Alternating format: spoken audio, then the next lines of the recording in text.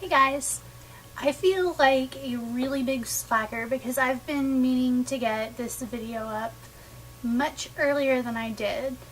So I've decided that it is just about time for me to go ahead and do my February favorites, because if I wait any longer they're going to be my February-March favorites. So we'll go ahead and see some of the things that I have been loving really hard this month. The first one is a home fragrance. It is my Capri Blue candle in the flavor Blue Jean flavor scent. I haven't tasted it. It may taste like blue jeans. You never know. It doesn't smell like blue jeans though. It's kind of a citrusy, musky scent that's really fresh, and it smells really nice for during the day. I'm really loving this candle because not only does it come in a pretty jar, but the scent is really strong. Not completely overpowering, but you can, if you don't have the lid on, you can smell it just even when it's just sitting there. And when you burn it, it fills the room pretty quickly. So it's just... sorry, I'm just going to put my nose in this for a while. It's just a really, really nice scent. I like it a lot.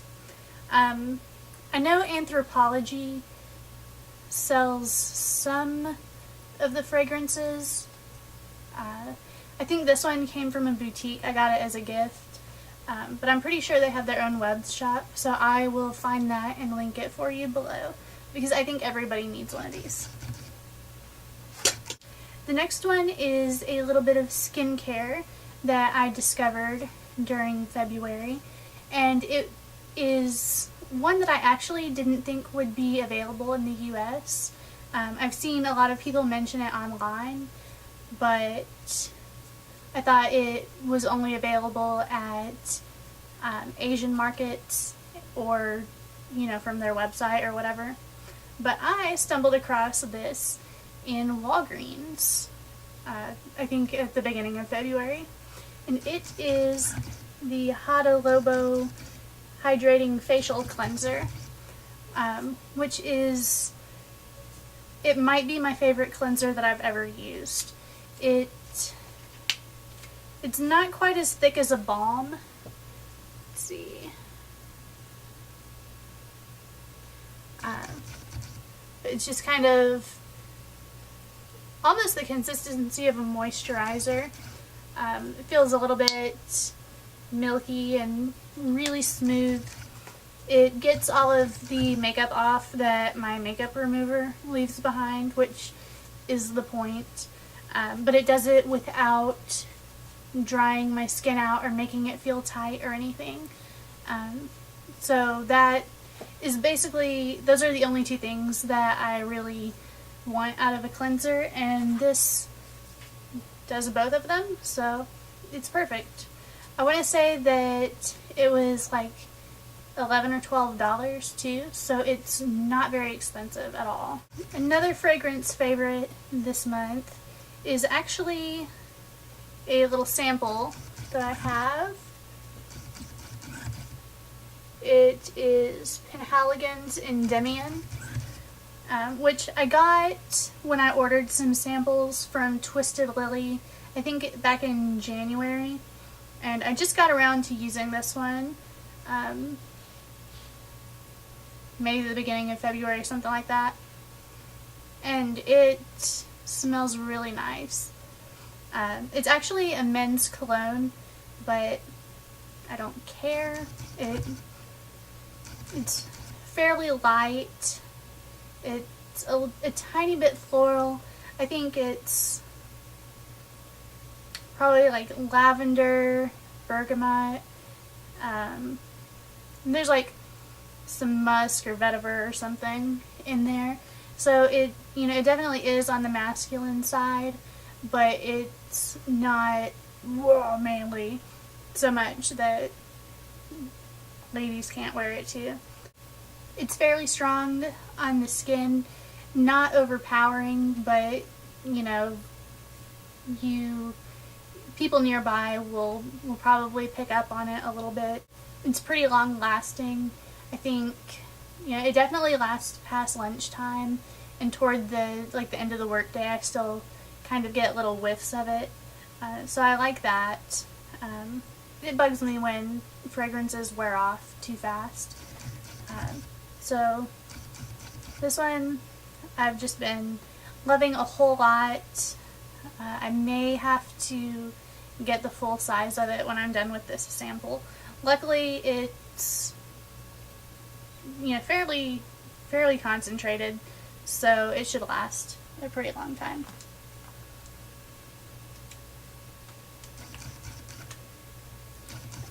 On to my makeup favorites for the month. The first one is the Hourglass Illusion Tinted Moisturizer, which I mentioned in my Beauty Scenarios tag video because I really like this stuff. I have the color in light beige, and you would think from the name that it would be pretty light coverage. Most tinted moisturizers are pretty sheer, but this one actually is more like medium to full coverage, which is really nice. Calling it a tinted, I mean, I would probably call it more a foundation than a tinted moisturizer, but it is very moisturizing on the skin. It doesn't leave me dry at all, and it doesn't emphasize flakes or anything if I'm having, you know, a dehydrated skin day. So it's also really long wearing on me. It might not be quite as long wearing if you have really oily skin, but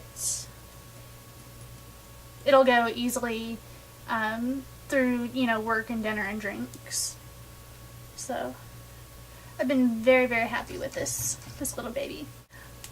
I also have gotten what I think is maybe one of the best eye products ever invented, and that is the Laura Mercier Caviar Stick in the color Gray Pearl.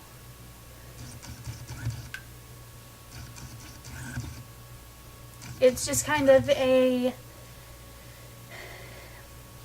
grayish taupe with maybe a little bit of purpley undertones.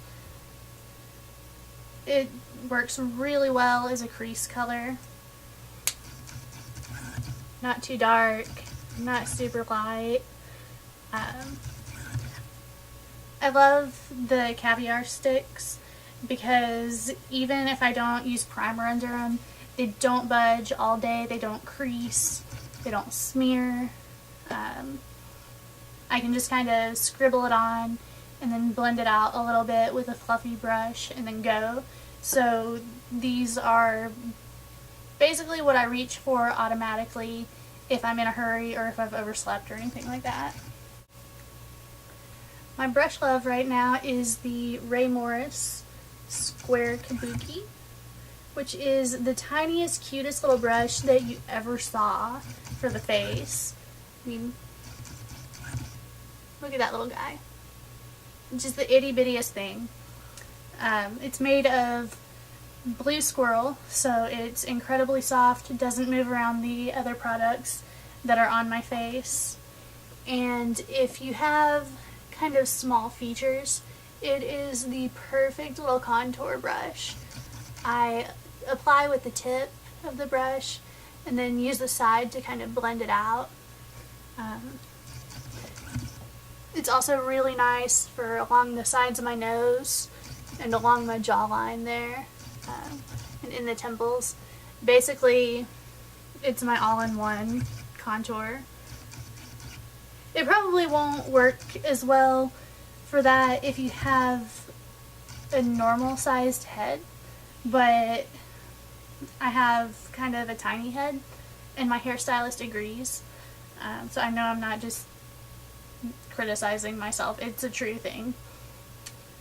But it's perfect for contouring for me. The Ray Morris website recommends using it to kind of blend other products around, like under eye concealer, or to brush away fallout. I also really, in addition to contouring, I like it for that because I have some issues getting foundation to blend along my upper lip because the skin is so dry there. But that just a little pop over that, and it blends in perfectly. The only problem with these is you do have to order them from Australia, so shipping is a little bit expensive. I think it was like $15 or so. So it makes the most sense if you're gonna buy a couple brushes at a time. The next one is kind of a new-ish product. I think these were released in the fall, and it is the Bite Beauty lip cream, which I have in the color Sancerre, and I'm wearing that today. It's sort of a reddened fuchsia. It's quite bright. There. It's the only time you'll ever see me do a duck face, probably. But it's a very smooth, really matte formula, which for some reason I am just loving matte lip colors now that they're starting to come out in formulas that don't make your lips peel off like a snake. I don't find it drying at all. The wear time is pretty good. I can get through lunch with it without reapplying. It doesn't transfer as much as a lot of other lipsticks. I don't need a lip liner with it. It doesn't like bleed around the edges of my mouth or anything.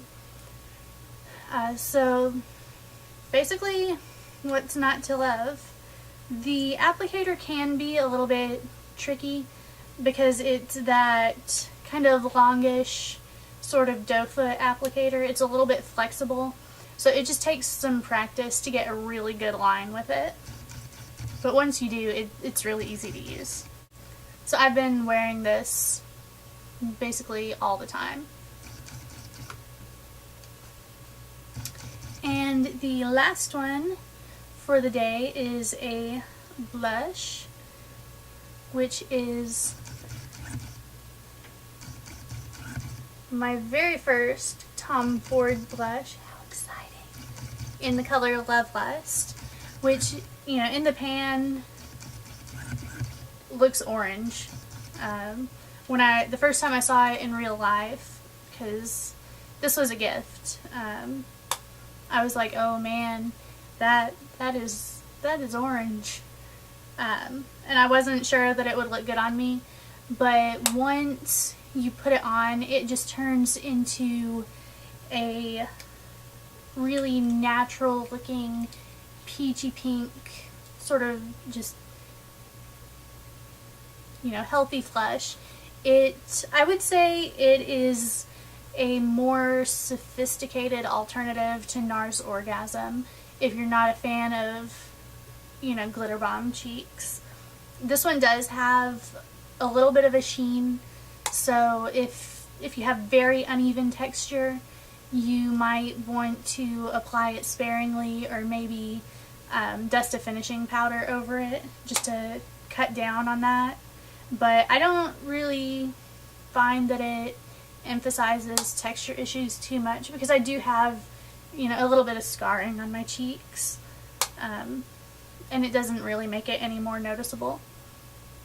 The pigmentation is really, really nice. You don't need very much at all. It's very finely milled, so it blends in pretty much flawlessly. The color is on the lighter side, so you can't really over apply it. Oh, and you will notice that there is no useless applicator, making the compact bigger than it needs to be, which I love. I'm all about nice packaging, and I mean that is some fancy packaging right there, don't you think? I really like the packaging for Tom Ford products, even if they do show fingerprints like a madman. I'm sitting here wiping off all the fingerprints. But I've definitely been getting a lot of wear out of this one, and definitely want to try more in the future. So that is it for my favorites this month. If you want, leave a comment below, or leave a comment on the blog, or tweet me, or Facebook me, and tell us all about what your favorites were for February. And also, if you liked having the video sort of late in the month, then go ahead and let me know, and maybe I will do all of them around this time, so there's not just like an onslaught of favorites of videos on the last couple days of the month. And I will see you soon. Bye.